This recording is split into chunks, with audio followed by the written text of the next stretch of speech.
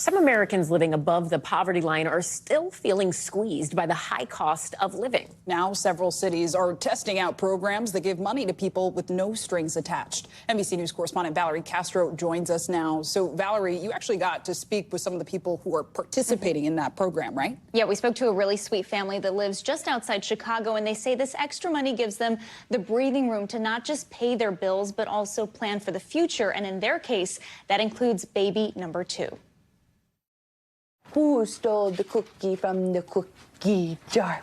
Bella Magana and her son Felix spend more time together these days. But we use your spoon. Now that the Chicago area family is a recipient of Cook County's guaranteed income program called Promise Guaranteed. I saw that we qualified and I applied on a whim. The family gets $500 cash every month, no strings attached. How they spend the money is up to them. And now when you get that check, where's it going? Money-wise, it's going to cover my half of the mortgage. Opportunity-wise, I guess, it goes to so much more than that. Guaranteed income programs or unconditional cash are not a new idea, but they are expanding. Some are privately funded through donations, publicly funded by city and state governments, or a mixture of both. One of the problems that we have right now in the economy is that for a lot of folks, especially if you're a gig worker, a shift worker, if you're an independent contractor, your money is constantly going up and down each month and really locks people out of upward mobility. Amy Castro is the co-founder of the Center for Guaranteed Income Research at the University of Pennsylvania. She says the data shows unconditional cash can create stability. What happens if we create this floor that people know that they're not going to fall through? Do they then take bigger risks? Do they set goals? Bella's goal is to finish her master's degree. The money means she can also work fewer hours. Not only can I be with him more, I can go to school.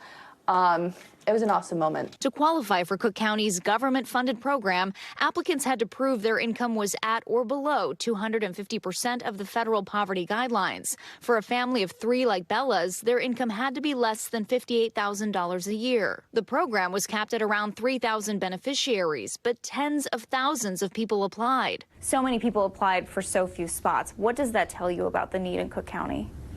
That there's a great need. I mean, it's not just in Cook County, it's across the state and across the country. I want our program to be part of the national conversation about guaranteed income at the federal level, because it's really the federal government that has the resources to do this. Not everyone is on board with handing out cash. Arizona Republicans passed a bill to ban guaranteed income programs in the state this year, but it was vetoed by the governor. In California, a lawsuit is pending against several programs by conservative groups, calling them unlawful for choosing recipients from minority groups. Other critics raise concerns the money won't be well spent. A majority of the money is spent exactly the way anybody else would spend it, which is on food and basic necessities. Why not put some restrictions on how people can spend this cash? It perplexes me that we often ask this question, what are low-income families going to do with this cash?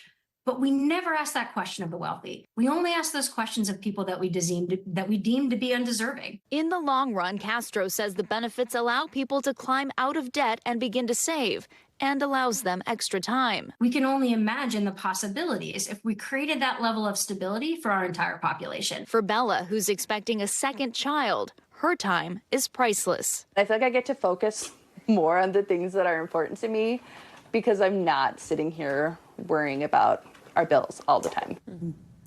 So, Valerie, most of these programs, they only last a year or two. Mm-hmm. Is there any data on how long these programs actually need to exist and last for them to actually have an impact on a family? Right. So the first 6 months, people are really just trying to get their head above water, right? They're trying to pay the overdue bills, trying to climb out of debt. The research shows that after that first 6 months, the 6 to 12 months, that's when people really feel like they can breathe. They can start to plan for the future. They can maybe take the extra training to get a promotion at work, or they can go back to school so they can level up in their career. So it's really important to see these programs last longer. The Cook County program is a 2-year pilot program that was funded with money from the American Rescue Plan Act. That's how the county chose to spend those dollars. That money runs out in December, but the county says they are committed to finding more funding to keep this program going because they've seen such great results. Great results and great reporting. Valerie Castro, thank you.